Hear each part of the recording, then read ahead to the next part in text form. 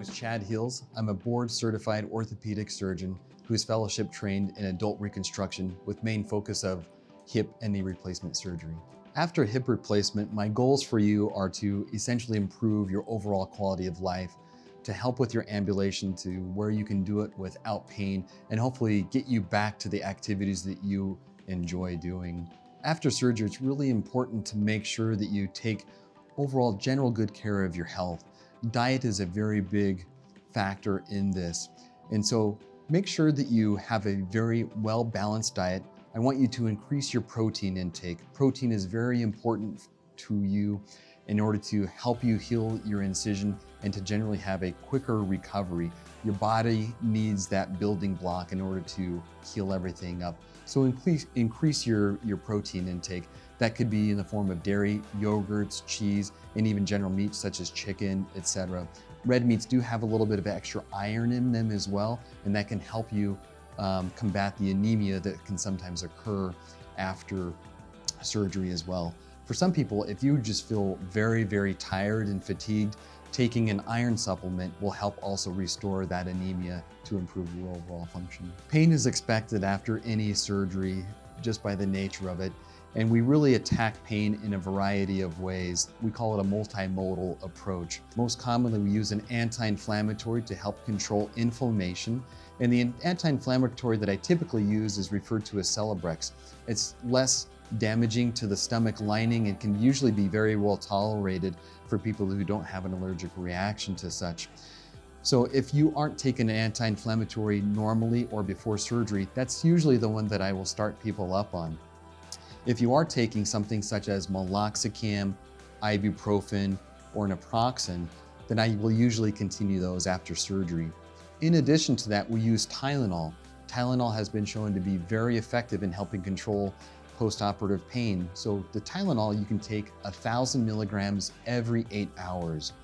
On top of that, if the Tylenol alone isn't cutting it, I will prescribe you most commonly oxycodone, and that you can take 1 every 4 hours.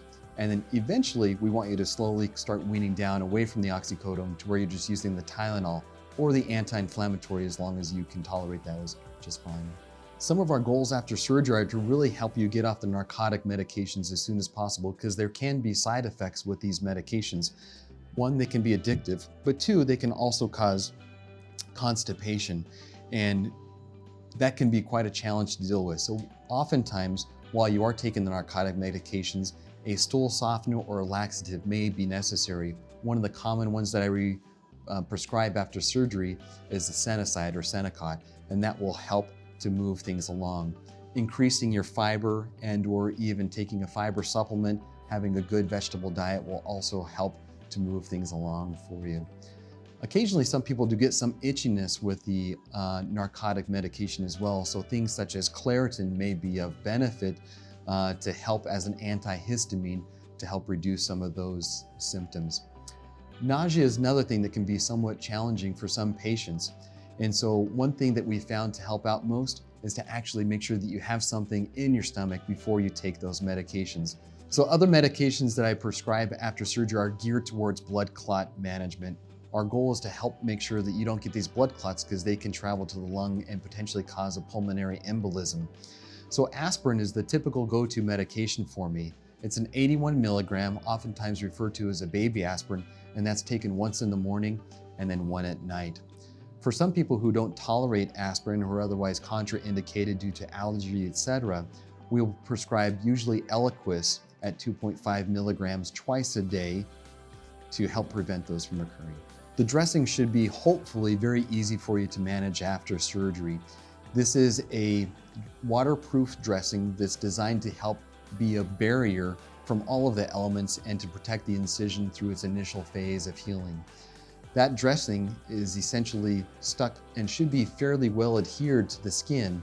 And as long as everything is sealed up nicely, you should be able to shower the next day after surgery. Of course, we recommend that you don't put too much water directly on it and definitely don't submerge it under the water. That dressing stays in place for 5 days. Afterwards, either you or an acquaintance might be able to assist you in removing it. It takes a little bit of time. It's very tacky and it'll feel a little bit gummy coming off. but just give it time and slowly remove it, and it'll come off hopefully without any issues. Following surgery, it's very common to go through a lot of different experiences. Some people can experience some cramping up and around the thigh, and even towards the back of the gluteal musculature. Sometimes it's even common to have a little pain still within the groin. All of those are expected. An additional thing to look out for is some swelling and some bruising that can occur down around into the groin, or even around the back of the thigh. Very rarely for hip replacement, sometimes the bruising can even occur down in the foot, and that's all expected. Also note that you occasionally get a little bit of warmth around the incision, and that can be very common. So things that I really want to keep a lookout for is any type of drainage. If there is any fluid that can come out of the incision, potentially bacteria can get in. So that's one thing that I really want to know about. So if you see anything that's bigger than a quarter size on your dressing, please do not hesitate to reach out to my office staff so we can discuss potentially getting you in sooner to take a look at the incision, just to make sure that everything is coming along okay.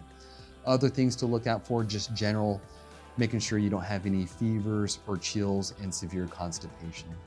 Thank you for taking the time to watch the video. I hope that you have an excellent recovery from your hip replacement surgery.